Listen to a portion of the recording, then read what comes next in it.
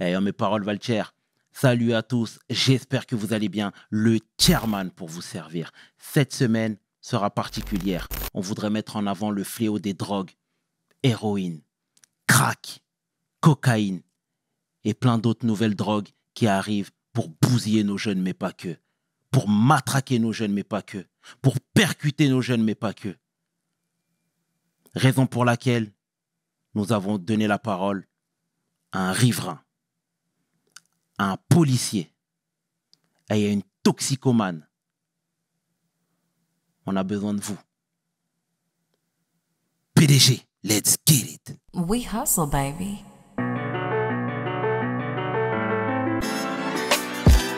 Le chairman. We hustle, baby. Le chairman. We hustle, baby. Le chairman. De retour sur WeHustle. Et aujourd'hui, je suis en compagnie de Tarak Sassi.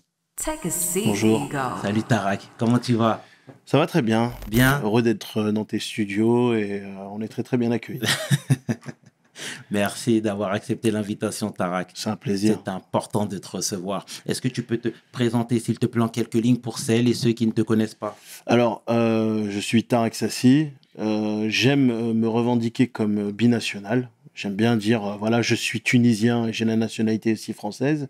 J'estime avoir un devoir de bien dans les deux pays, aussi bien en France parce que j'aime la France et les Français, mais j'aime surtout la Tunisie et les Tunisiens, comme j'aime aussi l'ensemble de l'Afrique qui sont aujourd'hui, on va dire, un petit peu constamment montrés du doigt et un petit peu cassés et détruits depuis ce printemps arabe. Et la crise dont on va parler, bah, c'est un petit peu une conséquence du printemps arabe parce que ça n'a fait que l'accentuer et l'aggraver avec, bien sûr, la crise sanitaire et cette crise, justement, la crise du crack et la crise de ces drogues dures aujourd'hui qui sont amplifiées avec plusieurs substances. Elle a été mal gérée depuis les années 80, on l'a laissé aller dans les années 2000, et en 2010, il y a eu une explosion avec l'arrivée au fur et à mesure de migrants, de réfugiés qu'on n'a pas su gérer. 2015, on a commencé à voir les prémices d'un fléau. 2017, l'installation et le développement de plusieurs zones comme celle de la colline du crack. Et puis 2020-2021 avec la crise sanitaire, l'expansion de on va dire de l'ultra-violence, de la toxicomanie et d'une cité de la drogue qui aujourd'hui ronge nos arrondissements parisiens et plusieurs banlieues parisiennes, qui fait que on vit dans New Jack City. Voilà. D'accord, très bien. Pour résumer un petit peu la chose, tu as vécu au Canada? Ouais. J'ai vécu au Canada, j'ai vécu 2 ans. T'es arrivé quand à Paris? Excuse-moi de t'interrompre. Alors, moi de base, je suis né à Antibes. Okay. Je suis né à Antibes, j'ai eu la nationalité française parce que contrairement à ce qu'on croit souvent que quand on est en France, on a la nationalité. La nationalité, je l'ai eue vers 14-15 ans. J'ai eu la nationalité française à 14-15 ans. J'ai très souvent vécu en Tunisie et on a beaucoup grandi sur la Côte d'Azur où toutes les portes nous sont fermées et les seules issues, contrairement à ce qu'on croit, c'est l'argent sale. Ayant étudié dans les sciences humaines, les seules perspectives qui me restaient, c'était de monter à Paris. J'étais aussi amoureux de sport de force, du catch. Je suis le premier catcheur international tunisien. Et à un moment donné, j'avais envie de bouger parce que ce que j'avais sur Paris me suffisait pas. Et j'ai voulu aller voir ce qui se passait dans l'autre rive. Donc j'ai vécu 2 ans à Montréal, New York et Vancouver. Et la réalité m'a frappé au niveau justement de la toxicomanie et de la criminalité qu'on a. C'est ce que je voyais là-bas, en fait, c'est ce qu'on a aujourd'hui sur Paris. Et Paris, aujourd'hui, est arrivé à un stade américain. On aime coller ça à l'immigration issue de l'Afrique, mais en réalité, on vit une situation américaine. C'est pas une situation digne d'Abidjan, c'est pas une situation digne de Tunis, du Cameroun ou quoi que ce soit. C'est quelque chose qui vient du continent américain, nord-sud, et aujourd'hui qui est en train de s'amplifier partout. Cette crise du stupéfiant qu'on vit à Paris, elle est aujourd'hui en train de gangréner aussi plusieurs pays africains, et on donne pas de réponse. On ne donne pas de réponse. Il n'y a pas, en fait, une conscientisation internationale. Il n'y a pas d'ONG qui veut faire quoi que ce soit. Paris est dans un délire identique à Vancouver, comme à Montréal aussi. C'est celle d'accompagner la consommation. Donc, ça veut dire qu'en gros, si tu sais que quelqu'un est obèse, tu vas l'accompagner au McDo pour qu'il puisse maigrir. C'est ça, en fait, c'est ça la solution. Il y a aujourd'hui une obligation de soigner et d'être plus ferme sur le trafic de drogue, et d'être plus ferme sur les raisons qui amènent à ce trafic de drogue, mais j'ai l'impression qu'il n'y a aucune décision sérieuse qui est prise là-dessus. T'es arrivé il y a combien de temps à Paris même? Paris, 2008. 2008. Comme je t'avais dit, après, voilà, un an après, je suis parti au Canada. On est aujourd'hui en 2022. J'ai plus de 14 ans ici sur Paris. Très bien. Tu vis où précisément à Paris? Je vis dans le 18e arrondissement. Avant, j'ai vécu un petit peu à Orly, j'ai vécu un petit peu à Rosny-sous-Bois. Sur Paris, la spécificité aussi, c'est que j'ai connu ces associations aussi qui s'occupent des toxicomanes parce qu'ils s'occupent aussi des SDF. J'ai été 10 ans sans domicile fixe. J'ai fréquenté le PSA Bastille. Le PSA Bastille, qui se trouve au milieu de Bastille, loin du 18e arrondissement, concentre beaucoup de marginaux, beaucoup de violence, beaucoup de toxicomanie, beaucoup de tentation. Et il y a des associations telles que Aurore, qui sont aujourd'hui pour moi des gens qui ne font que amplifier le problème en accompagnant la consommation, et qui, pour certains d'entre eux qui travaillent sur le terrain, et on a des témoins de gens qui travaillent à la région, qui militent pour la légalisation des drogues. Ces gens-là, en fait, n'ont fait que amplifier et aggraver le problème, à se dire en fait que quand on est pauvre, quand on est sans domicile fixe, quand on est issu de l'immigration, on est destiné à ça. On est destiné à ça. Et quand on voit en plus que ce qui se passe aujourd'hui, ça veut dire le déplacement de ces camps de crack, l'ouverture des hôtels sociaux, et je vais y venir après, c'est des décisions qui sont issues de préfectures. C'est le préfet qui décide. Donc ça veut dire qu'en gros, il n'y a pas d'égalité des chances entre les territoires. Ça veut dire qu'un préfet signe et il décide qu'avec ça, on va imposer le deal de crack et la présence de toxicomanes dans un territoire où des gens n'ont rien demandé. Des gens qui se réveillent très tôt le matin, des gens qui font vivre Paris. Par exemple, Porte-la-Chapelle, on l'oublie souvent, c'est la route principale de France. C'est la route principale de France, et c'est une route qui a une histoire. C'était la route du roi de France. Est-ce que c'est ça l'image qu'on va montrer à l'international? Non. Bon, on revient maintenant sur Porte de la Villette. Porte de la Villette, il y a le Paris Event Center. Le jour où on a fait déplacer les toxicomanes du Jardin Éole, le pont Riquet, vers la Porte de la Villette, il y avait le congrès international de l'immobilier de l'architecture. Quelle image on montre de Paris? Sachant qu'en plus, il y avait déjà un camp de précaires et de migrants qui étaient en face, qu'on laissait mais vraiment livrés à eux-mêmes, et qu'on n'aidait même pas. Quelle image on montre de Paris quand dans le Paris Event Center, où il y a aussi le congrès des maires d'Île-de-France, on impose ce genre de choses aux riverains, mais aussi aux entreprises qui sont environnantes, à la Cité des Sciences et compagnie. Ouais. C'est grave. C'est grave. Et ça, c'est quelque chose, en fait, qui amène à l'appauvrissement des gens qui vivent dans ce secteur. Et est-ce que toi, du coup, tu as vu la ville se dégrader? La ville se dégrader, les restaurants se fermer, les gens qui ne veulent plus travailler dans les Franprix, dans les carrefours, dans toutes ces petites supérettes où il y a constamment des vols et des agressions. Oui. On a vu aussi nos loyers. Bon, par contre, eux, ils augmentent toujours, mais les biens, ils ne se vendent pas. Les biens, ils ne se vendent pas. Donc, dans ce marasme immobilier, les acteurs de l'immobilier se rattrapent un petit peu sur les locations parce qu'ils savent qu'ils ont toujours ces gens-là. Et il y a tout un business de gentrification qui veut essayer de se faire à l'issue de cette crise, parce que les gens vont être découragés.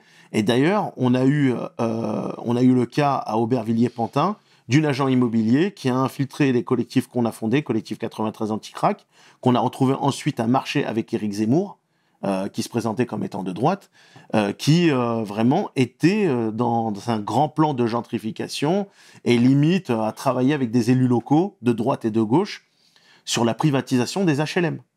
Et ça, c'était fait en lien avec des gens qui étaient de la France Insoumise, du Parti communiste et compagnie, au détriment des riverains du nord-est parisien, de Pantin et d'Aubervilliers.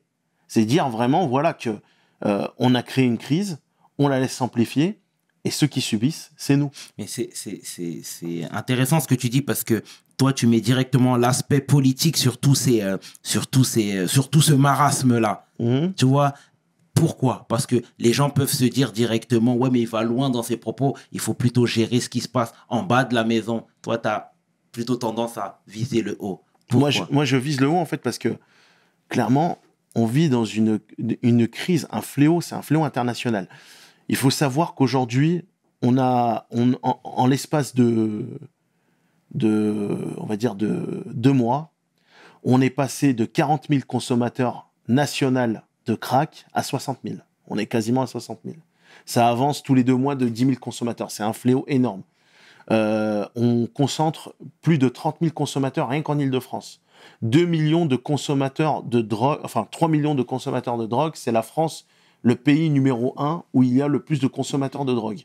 Les consommateurs de crack sont aussi des polyconsommateurs. Sarour, Madame Courage, héroïne, la drogue du crocodile qui a fait son arrivée ici en France, que beaucoup d'élus sont venus dire, voilà, c'est arrivé dans ma ville, d'autres essaient de cacher.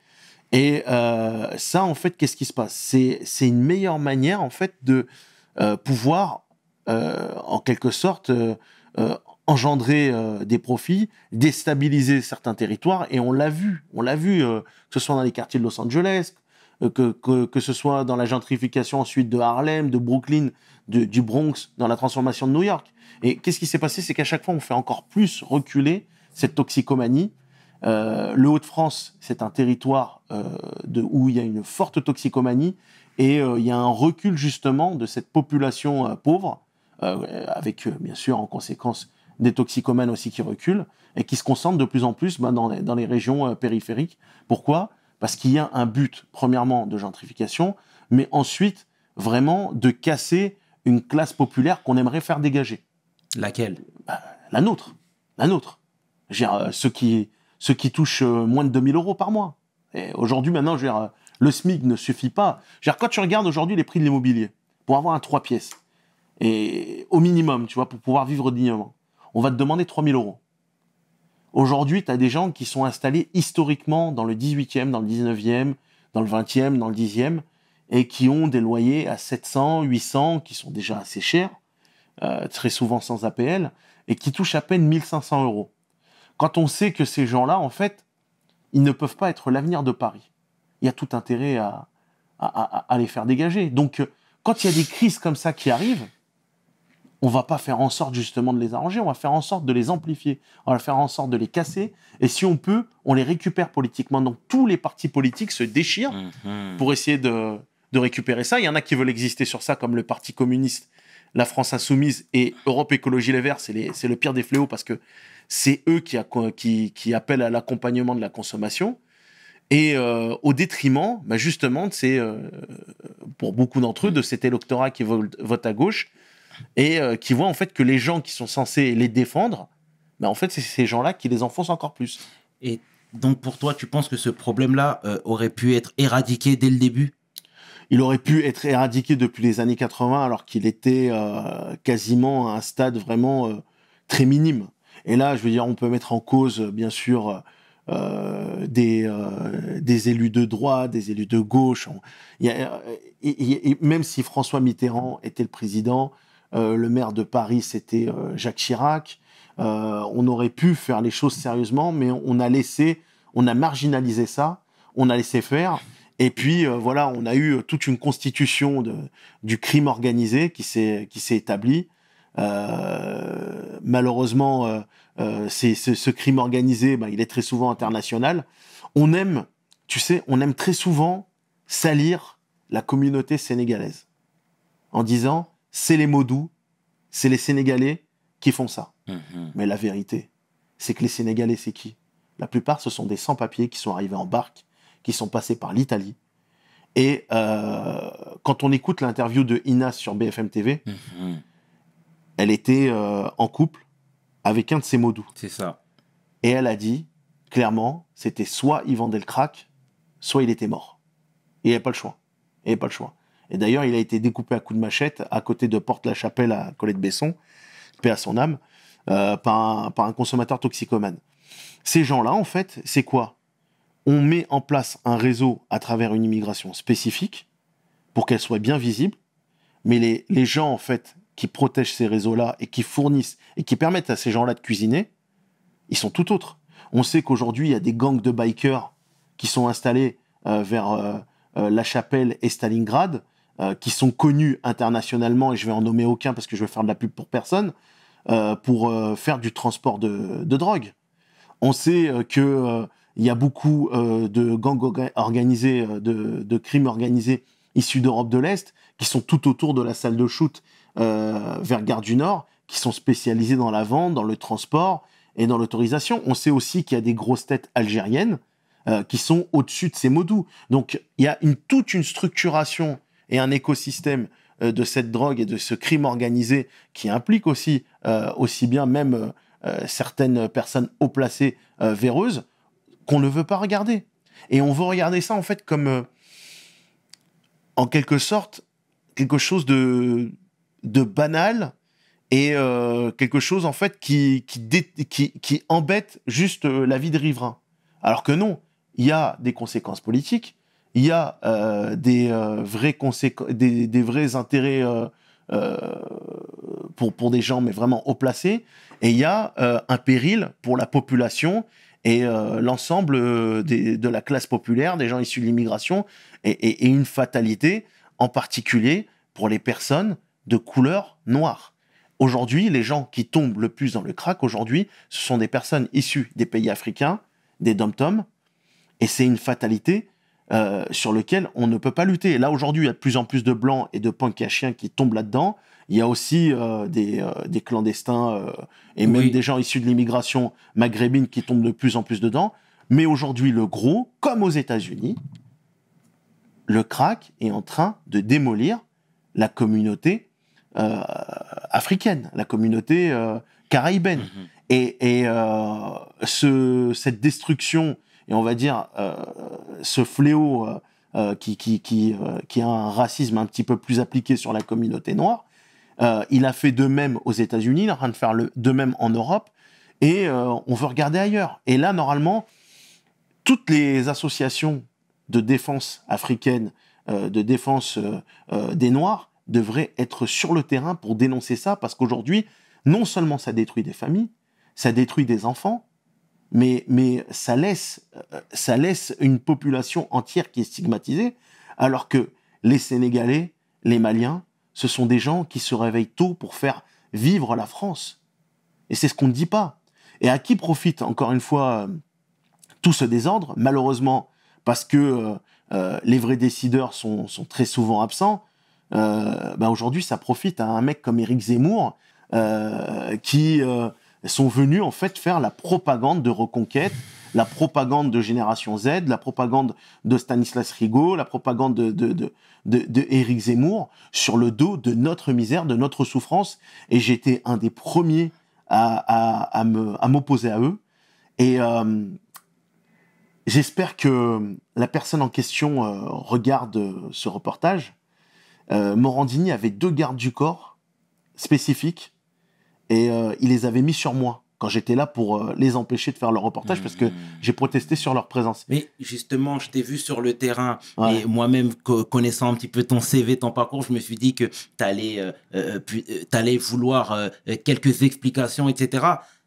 Pourquoi tu n'es pas allé vers lui? Les gardes du corps, alors il y avait 2 gardes du corps. Je ne sais pas, en plus, quand tu vois la propagande raciste qu'il fait, quand t'es d'origine malienne, j'arrive pas à comprendre comment tu peux bosser pour Morandini. Je sais que l'argent, tu sais, c'est bon, mais j'arrive pas, en fait, à comprendre. Ces mecs-là ont été là pour m'encadrer, m'empêcher de parler, et ils ont fait tout pour m'éloigner, en fait, de la zone de tournage. Et je n'ai pu rien dire. Ils ont fait leur petite propagande, leur petit truc. Et par contre, les communistes qui étaient sur le terrain et qui nous empêchaient, nous, en fait, de faire tous nos messages de prévention, on les a pas vus. Ils étaient pas là pour faire leur cinéma. Par contre, celles qu'ils ont décidé de nommer leader et qui étaient dans l'immobilier, on l'a revue à côté d'Éric Zemmour et on l'a revue pour faire la petite propagande et dire que elle faisait des choses qu'elle ne faisait pas. Concrètement, ceux qui agissent sur le terrain, c'est plusieurs collectifs de riverains, dont Stop Crack et All, et des collectifs que j'ai fondés comme le collectif Paris Anti-Crack et anciennement le 93 Anti-Crack avant qu'il soit récupéré, mais surtout les associations que nous aujourd'hui on dirige comme La Remontée et Méditerranée Link.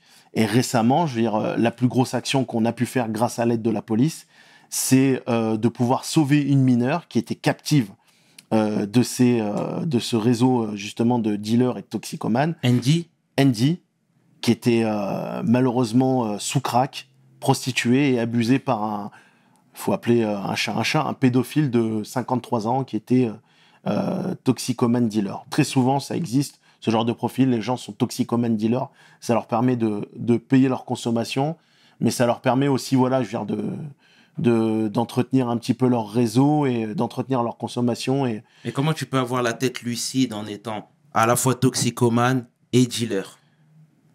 Va leur demander. Va leur demander. Tu sais, je vais te dire un truc, très souvent, ce que tu vois dans les films, ouais. C'est rare, le boss des boss, il va jamais toucher à sa drogue. Mais les mecs qui sont en dessous, ils sont dépendants de cette drogue, et donc ils vont tout faire pour vivre à travers cette drogue. Donc la meilleure manière, c'est quoi? C'est de la vendre. Parce que moi, j'ai vu aussi le reportage d'Inas, hein, clairement, ouais. et qui ne condamnait pas les Modou, qui ne condamnait pas le Modou qu'il avait fourni ses premiers cailloux, pardon. J'ai l'impression qu'il n'y a pas de haine. Tous les consommateurs ne détestent pas le dealer, ne détestent pas... Il y a un syndrome de Stockholm. Je pense aussi. Il y a un syndrome de Stockholm. Il y a un attachement qui se fait, même si des fois, ils sont assez brutal, mauvais avec eux. Et je crois, en fait, que... il y a un attachement en fait qui s'établit au fur et à mesure et on accepte une certaine forme de féodalité. On va dire que le crack et les drogues instituent comme une genre de communauté religieuse. Et très souvent on te parle de Porte de la Villette, mais Porte de la Villette c'est pas l'un des seuls endroits. Il y a plusieurs spots. Il y a Saint-Lazare, il y a Gare du Nord qui a jamais bougé, de Porte-la-Chapelle jusqu'à Porte de Clignancourt. On a Gare de Lyon, où il y a eu des coups de feu en décembre. On a Saint-Lazare, je crois que je l'ai déjà cité, c'est ça, ouais. Gare du Nord et Stalingrad qui ne bougera jamais. Mais je vais rebondir sur les mots doux. Il y a beaucoup de toxicomanes, de personnes qui se battent contre leurs addictions, qui finissent enceintes, qui finissent maman, qui se mettent en couple avec ces mots doux. Donc, est-ce que c'est pas plus profond que ça? Est-ce qu'il n'y a pas un réel amour? Tu vois ce que je veux dire? Je vais loin dans mes propos, mais... Un réel amour de la victime, oui. Comme je te dis, on est dans le syndrome de Stockholm. Mais est-ce que le dealer qui l'a mis enceinte va vraiment aimer la personne qui fait prostituer juste avant? C'est clair, c'est ça En fait, je me pose la question parce que je me dis que cette histoire se répète. Moi, j'ai parlé avec plusieurs personnes se battant contre leurs addictions, pour pas les nommer toxicomanes, qui me disent qu'elles ont fini enceintes de Modou, de leur dealer. Tu vois, parfois elles restent même en couple. Ah ouais. Tu vois, et je me demande, est-ce que les Modou, eux, ne sont pas victimes aussi de ce qu'ils font? Je me dis, est-ce qu'il n'y a pas des gens qui les obligent à... Et les obligent pas, en fait. En fait, t'as affaire, très souvent, les Modou, t'as affaire à des gens qui sont sans papier, qui sont très souvent issus de villages très reculés où il y a quasiment rien. On n'est pas en train de te parler de la capitale Dakar ou je sais pas, on est en train de te parler de gens qui viennent d'endroits reculés. D'un seul coup, tu les balances à Paris. Il y a un choc psychologique. Ils se retrouvent avec à disposition des femmes. Ils peuvent faire ce qu'ils veulent. Mais Moi, en fait, on va dire que... Moi, je pense en fait que c'est quoi? C'est un cercle de misère où ils vont se sentir rois, mais la finalité, il faut regarder ce que c'est. C'est ce bébé qui va naître accro. Le bébé, il va naître accro. Accro. Accro. Le bébé, il va naître avec un père qui aura du mal à le reconnaître, qui va avoir même l'abandonner. C'est ça la réalité. C'est ça la réalité. Le bébé, il va naître avec une mère dont on n'est pas sûr qu'elle va sortir de ça, qu'elle va se désintoxiquer, qu'elle va se soigner. C'est ça le problème. Parce qu'aujourd'hui, en France, on n'a rien mis en place dans ce sens-là. On n'a rien mis en place. On a mené, avec les collectifs de riverains et surtout on va dire un militant très actif qui s'appelle Staline Crack, on a permis de faire ça en maison de campagne. Ok. Et ils ont été, mais vraiment, ils ont permis de se reconstruire. Et sur les 15, il y en a que 2 qui sont retombés. Je sais pas s'il y a moyen encore de les récupérer. Et depuis, voilà, on défend ce bilan-là auprès du gouvernement, on défend ce bilan-là auprès de la mairie et de la région, parce qu'on veut le reproduire et on sait qu'on peut le faire. Et qu'aujourd'hui, la seule manière de pouvoir aider ces gens-là et les aider à se reconstruire, c'est uniquement que par le sevrage, c'est uniquement que par le soin et pas par l'accompagnement à la consommation tel que veut le faire les associations comme Gaïa et Aurore, et surtout l'adjointe à cette question qui est Anne Souiris, qui ne comprend pas en fait que elle ne fait que développer un mal et sédentariser un mal dans nos arrondissements, alors que nous demandons à vivre comme les autres. On a cette étiquette d'arrondissement pauvre. Je le répète encore une fois, nos loyers, eux, ils ne sont pas pauvres. Loin de là. C'est très juste.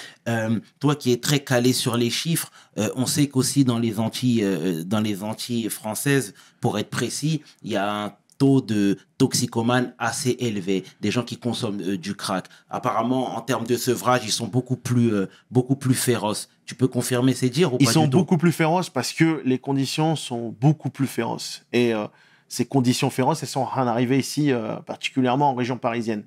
Le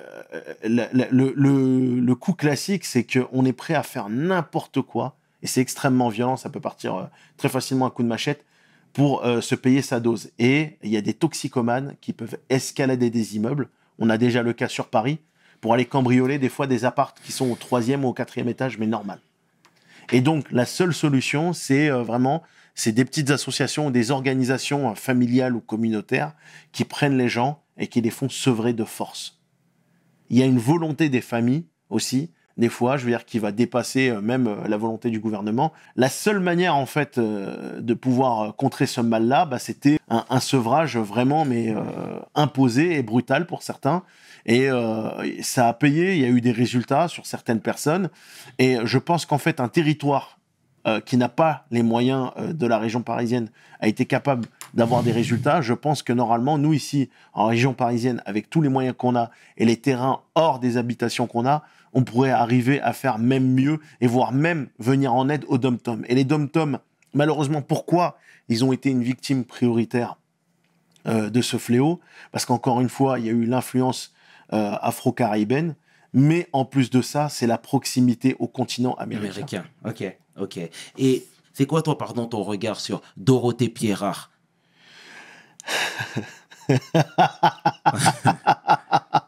Dorothée Pierrard, quand j'étais SDF, en 2008-2009, c'est elle qui remettait les colis alimentaires. Au nom de Aurore. Elle n'était pas forcément très sympa. Et là, aujourd'hui, la voir, en fait, accompagner cette consommation à la drogue, et je l'ai blâmée sur plusieurs réunions, et voir, en plus, à côté de ça, le nombre de sans-domicile fixe qui explose, et à côté de ça, le nombre de toxicomanes qui ne fait que exploser, j'ai envie de lui dire, t'es gentil, Dorothée, mais c'est quand que tu te remets en question? Tu vois pas les résultats, tu vois pas ce qui se passe.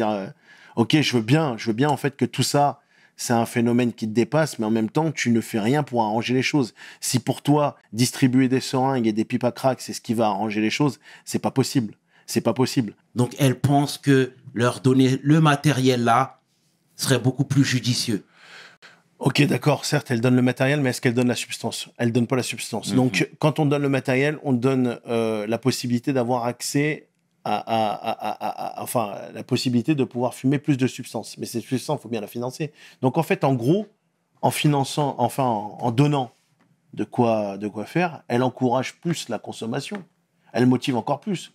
Parce que le mec, bon, il va se dire, bon, j'ai ma dose, mais j'ai pas ma pipe à crack, qu'est-ce que je fais? Il va peut-être plus galérer à chercher de quoi faire sa pipe à crack que de la consommer.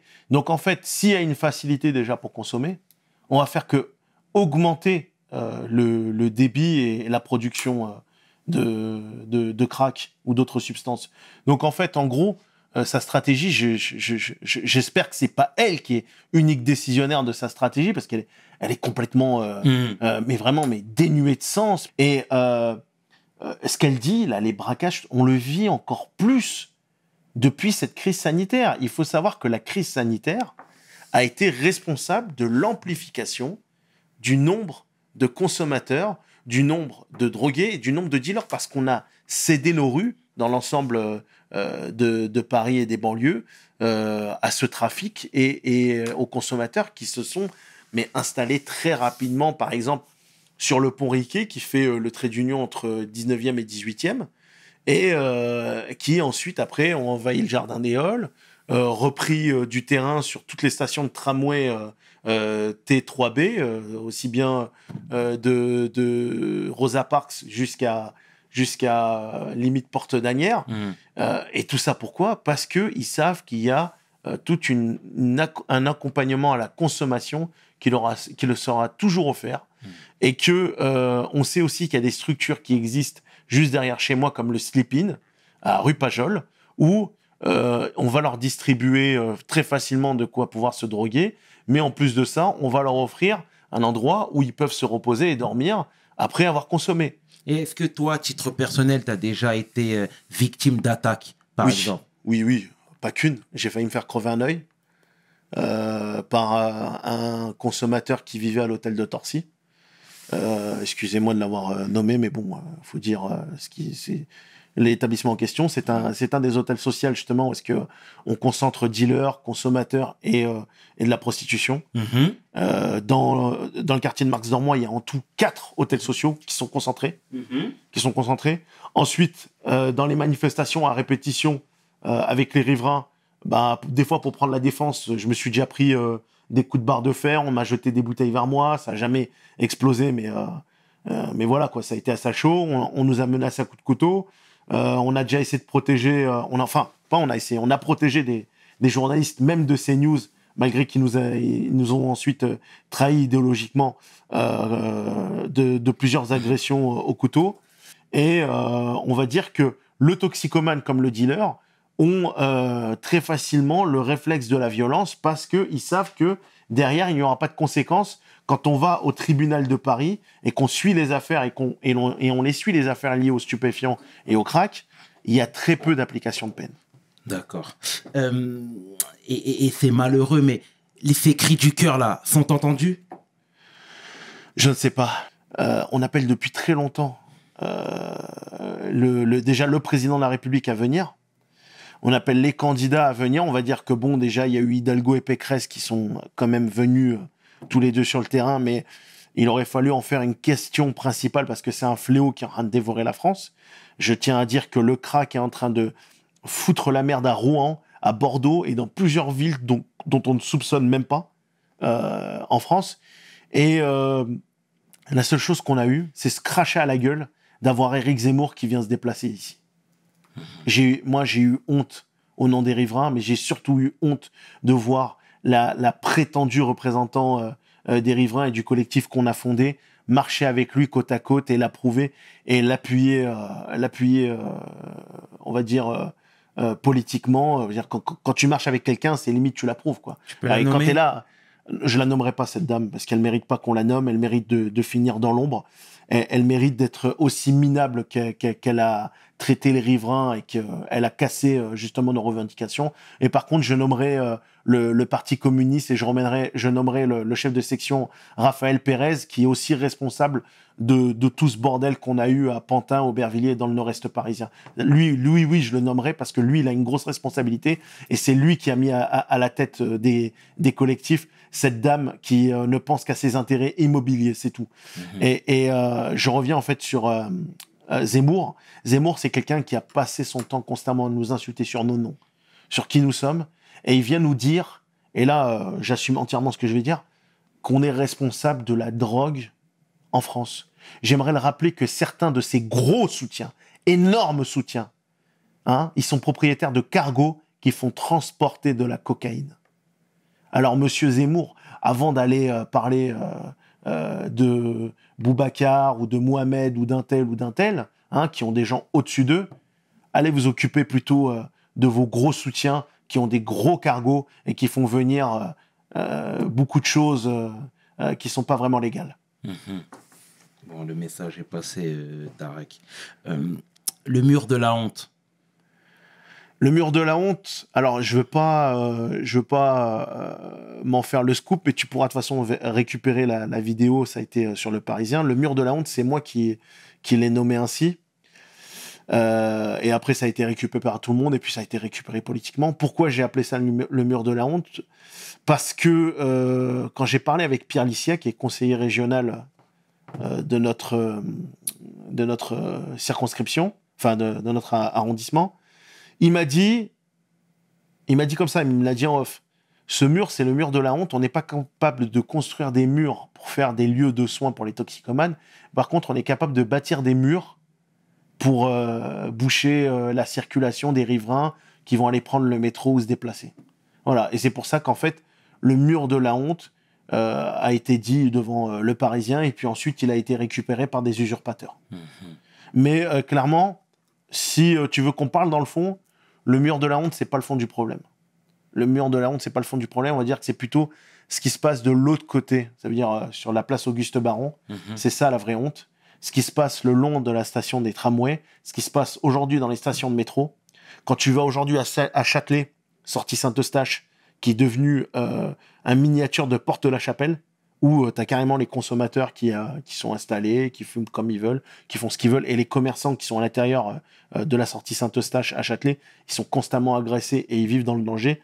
Ça, on n'en parle pas. Donc oui, c'était un des endroits que j'aurais dû citer quand je t'en parlais depuis le début. Et c'est ça, pour moi aujourd'hui, c'est ça, la vraie honte, c'est ça. C'est l'amplification de ce nombre de consommateurs, de ce nombre d'offres de drogue sur lesquelles on ne donne pas de réponse, on ne fait aucune prévention. Nous, on va essayer de reprendre, on a déjà commencé à contacter les responsables de lycées et de collèges, on va commencer à reprendre tout ce qui est prévention, parce qu'aujourd'hui, il y a trop de mineurs. Trop de mineurs. Quand on regarde aujourd'hui l'historique de Inas, elle est en train de passer son bac quand elle est tombée là-dedans. Tu ne penses pas que chaque corps de métier devrait un peu plus parler à bâton rompu justement de tous ces fléaux-là, de tous ces problèmes-là, en disant que attention, là, ça c'est du cinéma, ça. C'est du cinéma, je suis d'accord avec toi, mais le cinéma des fois prévient. Si on regardait sérieusement New Jack City, tu sais, quand tu regardes le film aujourd'hui New Jack City, c'est la situation de Paris maintenant. Parce que Paris n'a jamais atteint ce stade-là, mais maintenant Paris est dans le stade de New Jack City. Vraiment, sérieusement. Avec des policiers qui sont impuissants parce qu'ils n'ont pas des ordres clairs, ils n'ont pas des moyens, un trafic qui dépasse mais tout contrôle, avec des dealers qui rentrent et qui sortent et qui font ce qu'ils veulent. Et d'un côté, qu'on le veuille ou non, ce divertissement, ce cinéma forme les consciences ou informe les consciences. Et on aura beau faire ce qu'on veut, mais encore une fois, je suis désolé, mais si Skyrock décide de passer un rappeur qui va parler et banaliser les drogues dures et le crack, nous, on aura beau faire toutes les préventions du monde, ça suffira jamais. Il faut aussi que les acteurs médias s'y mettent. Il faut qu'il y ait plus de moyens de la part du gouvernement. Et on les alerte depuis très longtemps. Votre passivité, je dirais au gouvernement, que leur passivité fait qu'ils sont complices. Et cette tragédie qu'on est en train de vivre, c'est pas une tragédie parisienne, c'est pas une tragédie francilienne, c'est une tragédie, c'est pas une tragédie nationale, c'est une tragédie européenne, voire même internationale. Comme je le disais tout à l'heure, encore une fois, 25% de la population camerounaise depuis le printemps arabe ont consommé du crack. 57% de la jeunesse ont consommé des drogues dures, dont le crack. Il y a un dérivé du crack qui est encore plus dur, qui s'appelle le bomber, qui est en train de faire un désastre mais énorme au Congo.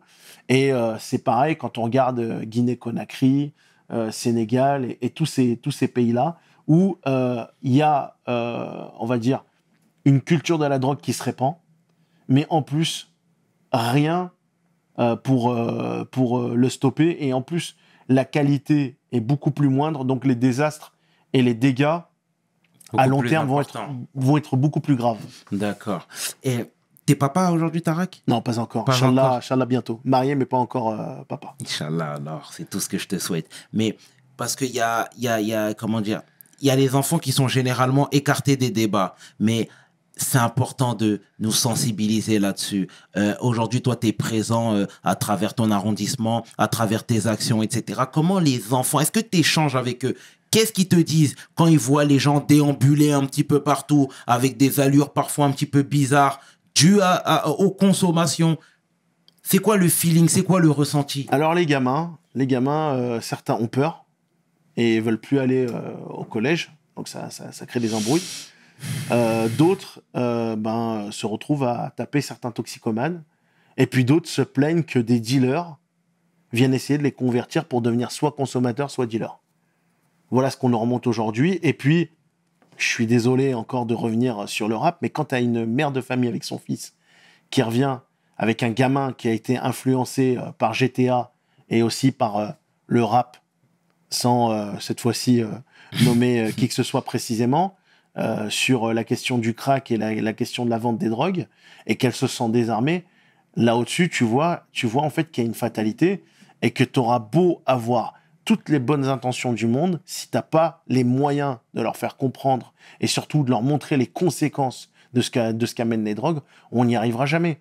Parce que les conséquences, elles sont très graves, aussi bien pour les consommateurs, mais très souvent aussi pour les dealers. Et là, je ne parle pas du milieu carcéral.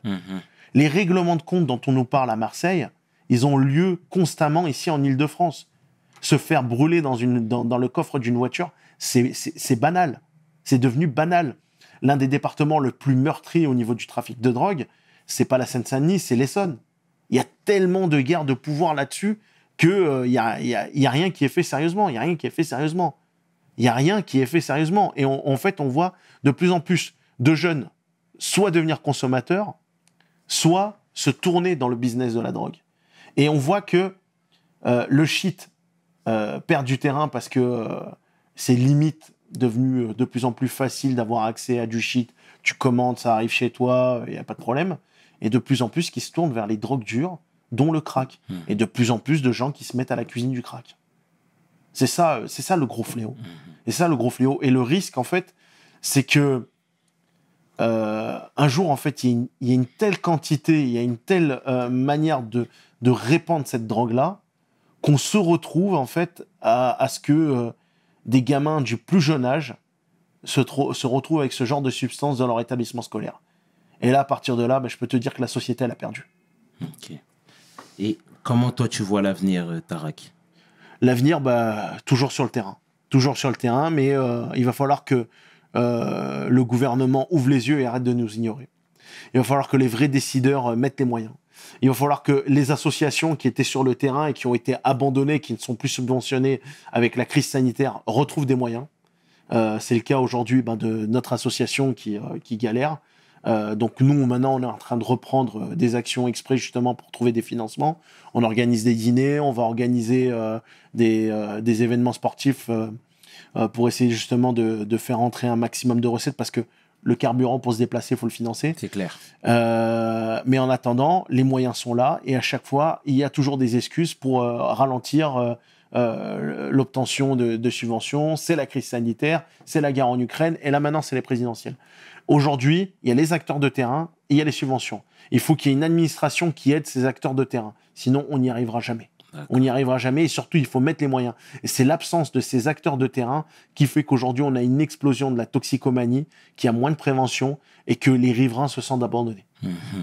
Non, mais c'est très juste. En tout cas, Tarak, merci clairement d'avoir répondu présent à l'invitation. C'est pas facile, c'est pas évident, c'est des sujets qui nous touchent, des sujets qui nous prennent aux tripes, mais clairement, t'as fait preuve de franchise et pour ça, je te dis merci. Merci beaucoup. Merci de m'avoir reçu. C'était le chairman et 500 avec l'homme que l'on nomme Tarak Sassi pour We Hustle. Mes paroles valent cher. Peace. We hustle, baby.